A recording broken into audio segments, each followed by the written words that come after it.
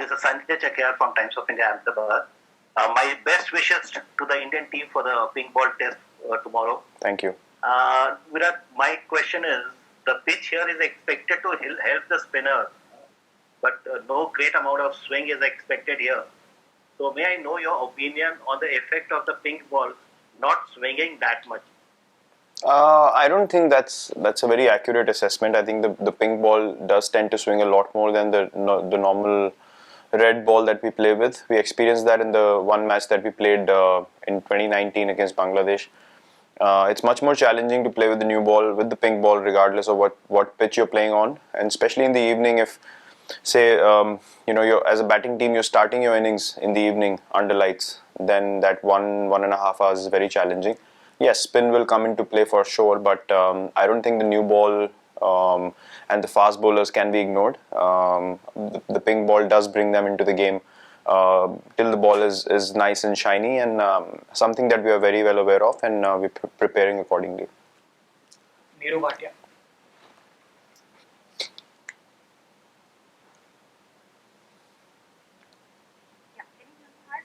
Yes, I can. Just want to know, you have such a variety, varied bowling attack, very different personalities and characters in the bowling department. On one hand, you have something like Ashwin, who's quite an analyzer, thinks and tends to think a lot and prepare a lot and analyze a lot. And then there's Ishant, who says that he's really not into thinking so much and likes to be simple. So can you talk about how you handle or how you deal with these kind of varied personalities, two different opposites in the sense? Well, this is part of man management that you have to do as a captain. It's very important to understand that you need to bring the most aggressive option out of your bowlers at all times, and how to communicate to each individual is very important. What I speak to Ishant will probably bring the best out of him in terms of looking for wickets and bowling attacking lines. At the same time, we would discuss fields. Ash is very smart, very sharp, and he understands his field positioning and all those kind of things very well. But sometimes I do chip in as a batsman and say, if you were bowling to me, I would not like a fielder here or here or here. So he understands that quite quickly, and he's very smart about it. So I think we've been able to develop a good communication, a good understanding over the years, and that's one of the big reasons for the bowling unit bowling together, understanding the plans clearly, and having an aggressive mindset wherever we have played in the world. And we've been picking 20 wickets continuously, and something that we take a lot of pride in as bowlers. Individuals are different, but the goal remains common, which is to get the other team out as quickly as possible, and in order to do that, they bowl really well in partnerships and understand their strengths and their field positioning very well. Sandeep Sakat from EBP Anand. Yeah, hi Virat. Hi. Can you hear me? Yeah, I can, yes. Yeah. Virat, obviously you are going to play a test match under lights and with pink ball. So, what are the adjustments that you have to do in your game? Well, last time we experienced that for the first session is probably the nicest to bat when the sun's out and the ball doesn't do as much. But when it starts to get dark, especially during that twilight period, it gets very tricky. The light changes, it's difficult to sight the ball, and then under lights is like playing the first session in the morning. In a normal test match, the ball does tend to swing a lot. So I think it's a reversal of roles and something that you need to adjust to quite quickly as batsmen. Even though you might be set in the afternoon, but you have to really take guard again and start from scratch in the evening, and understand that you probably have to be a bit more disciplined, than you were in the day when things were probably easier with the bat. So these are the major differences. And similarly with the bowlers, the plan in the afternoons was to bowl a nice and consistent line and length, and then in the evenings, when the situation allowed us to, we attacked a lot more. So I think the same kind of template will be useful in this game as well, and these are the few differences from a normal test match scenario that we experience. Rika Roy, and then Anuj Mishra from ANI. Hi Virat, good afternoon. Hi. Good luck to the team. I just wanted to ask you about the record of MSD you're gunning for as a captain to become the most successful Test captain at home. Okay. Personally, what does that really mean to you, and how do you take things when a record approaches? That record means nothing to me. Records are something that are looked at from an individual point of view, and that's not what we play sport for. Whether it's individual records as a batsman or whether it's the number of wins as a captain, I'm doing a responsibility to the best of my abilities and my potential, and an absolute commitment for the team for so many years, and I would continue to do so till the time I play this game. So I'm just fulfilling my responsibility. None of the records are meant to be forever. These are very fickle things which probably look great from the outside comparing to individuals, and that's something that people on the outside love to do all the time. But that really doesn't matter to any of us, to be very honest, because the mutual respect and understanding and camaraderie that you have as teammates, or your ex-captain is something that you hold really closely to your heart, and I understand the importance and the significance of that. So that is always going to be way more important in my life than these milestones or these records. As I said, I'm doing my responsibility to keep Indian cricket on top, and I will continue to do so. And that should be the mindset of everyone playing for the team, and whoever in few years down the line, whoever the next person who leads this team, should take Indian cricket forward as well. So yeah, I don't really pay attention to any other records. I'm not even aware of them when I step onto the field, to be honest. I'm told afterwards. Yes, Anuj, go ahead. Virat, Joe Root has said that if conditions are more seam-oriented, England players will have an edge looking at how they struggled against the spin in the second test. And the pink ball is known to have seamers. You also mentioned it earlier in the PC. Now, how will you look to ensure that India don't give an inch to the wasting team in the pink ball test? By doing what we've been doing for years now, which is playing good cricket. Our focus will solely remain on our team. Not really bothered about what the strengths and weaknesses of the English team are. We've beaten them in their home as well, where the ball does way more, and we have bowled them out every time. So we're not really bothered with that. It's just about playing well as a team. And yeah, there are many weaknesses in the opposition's side as well. If you are keen to exploit them, things can. If the seamer-friendly track is for them, it's for us as well. And we probably have among other teams the best bowling attack in the world. So we're not really bothered by what the ball might bring differently to the table. We're ready for anything that comes our way. Dale Wilson, if you're still there.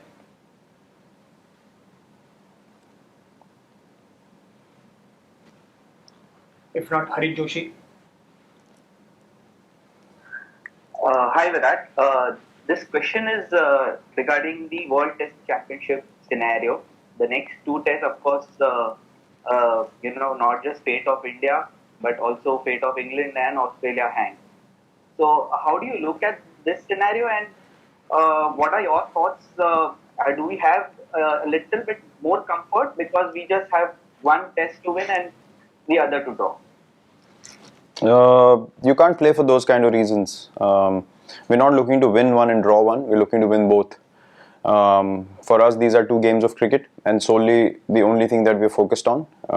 What it does afterwards is a conversation for later. That's a reality that's not present right now. In the present moment, we are preparing for tomorrow, ready for the grind for 5 days, wanting to win a test match for India, and then move on to the next one. One day at a time is something that we followed for years now, and there's no point running far ahead into the future where you have no idea what's going to happen. So we are going to focus on what we can do as individuals in the present moment, and let other people think of scenarios and what if not, and we're really not focused on those things. Captain Dean has sent his question on chat and I'll read it out. Yeah, sure. England were bowled out for 58 in their most recent day-night test, and India for 36 even more recently. Will those experiences help or hinder the thought process going into this game? No. According to me, no. Both are bizarre experiences for two quality sides. If you ask England the same question, do you think that you could be bowled out for 50 again? Their answer probably would be no, because you understand that on that particular day things just are meant to happen a certain way, and whatever you try to do, it's out of your control, and nothing seems to go right. And exactly what happened to us in Adelaide as well. Barring that 45 minutes of bad cricket, we dominated that test match as well. So we're very confident in terms of how we played the pink ball. Even in Australia, where the pitches were assisting their seamers, they were under the pump through that Adelaide game, and that 45 minutes where we were just blown away.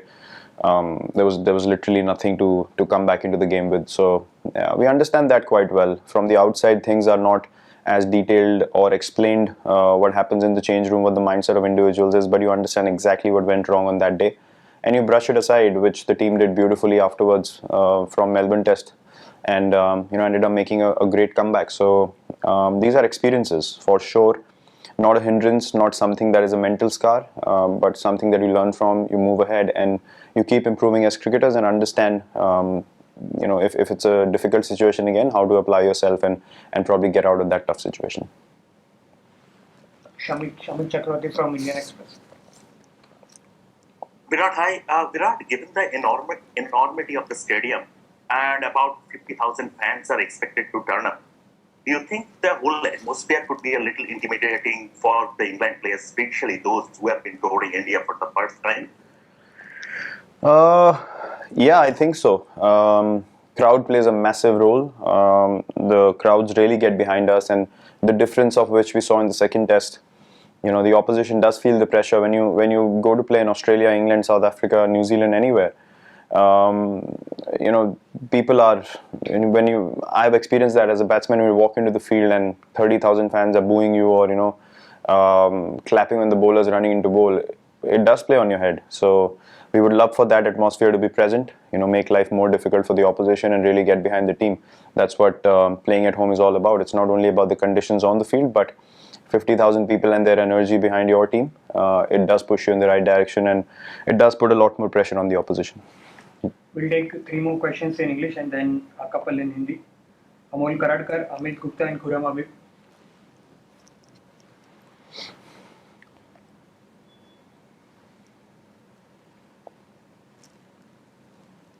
Yes, Amit, you can ask.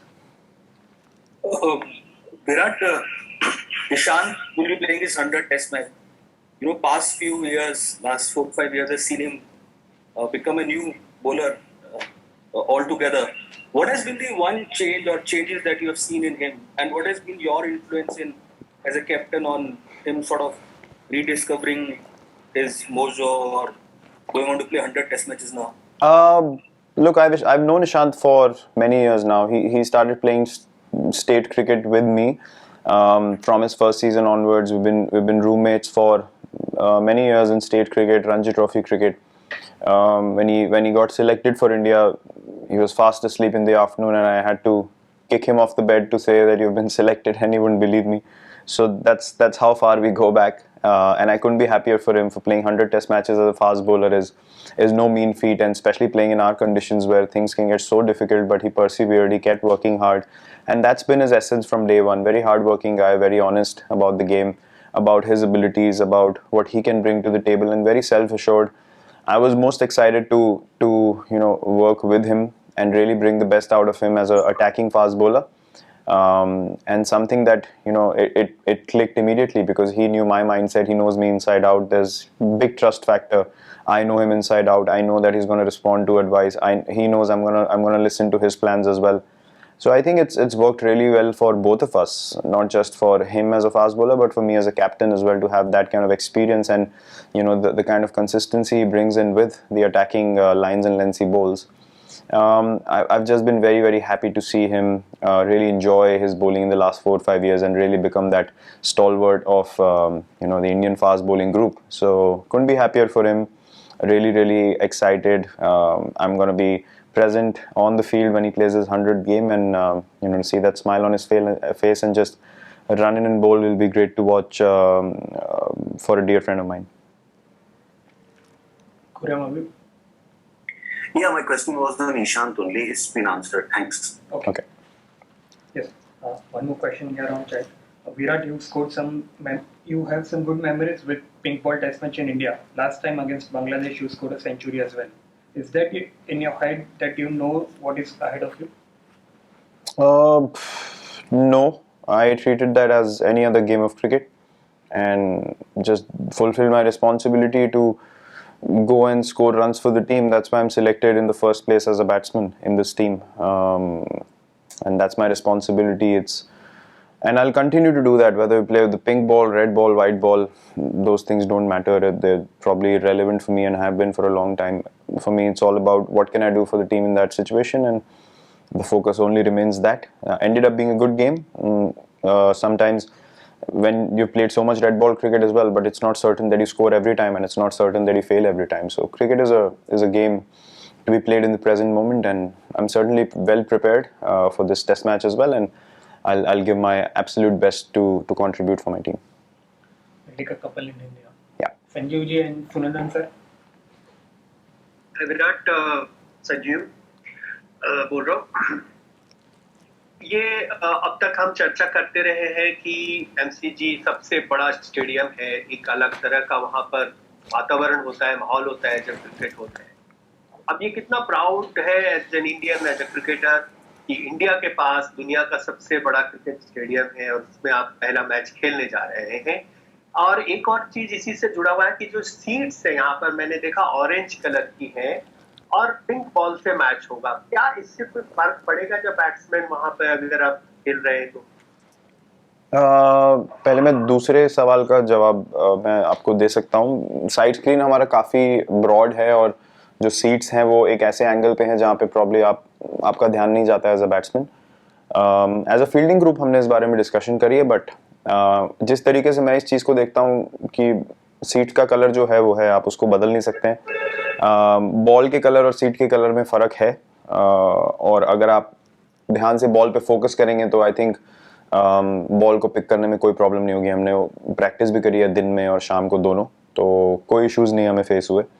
और पहला सवाल जो आपने पूछा, हमारे लिए काफ़ी गर्व की बात है कि सबसे ज़्यादा कैपेसिटी वाला स्टेडियम दुनिया में इंडिया में है और हम पहला टेस्ट मैच खेलने वाले हैं उस पर। और एटमॉस्फेयर जब लोग आएंगे, स्टेडियम भरेंगे, वो एक्सपीरियंस उसके बाद ही आप एक्सप्लेन कर सकते हैं। लेकिन जो हमने देखा है अभी इंफ्रास्ट्रक्चर वाइज और जो फैसिलिटीज़ प्रोवाइडेड हैं, जैसा स्टेडियम बनाया गया है, जैसे एरियाज़ डेजिग्नेटेड हैं, कमाल का स्टेडियम बना है। और हम लोग काफ़ी एक्साइटेड हैं, काफ़ी खुश हैं कि इतना बढ़िया, इतना सुंदर स्टेडियम हमारे देश में बना और हम उस पर खेलने जाएंगे कल से।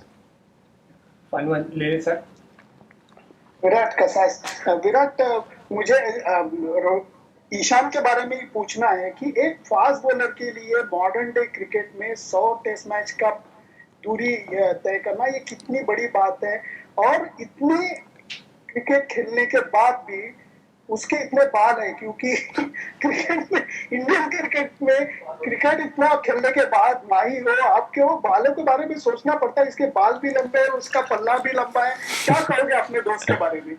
अगर आप कप्तानी करेंगे और हेलमेट पहनेंगे तो अब आपके भी उड़ जाएंगे बाल। तो ये बालों का राज तो यही है मेरे हिसाब से। ईशांत अगर लंबी बैटिंग करेगा तो शायद उसके बाल उड़ सकते हैं, लेकिन वो लंबी बैटिंग वाला मौका नहीं आता है, और जब आता है तो उसका रोल अलग तरीके का रहता है।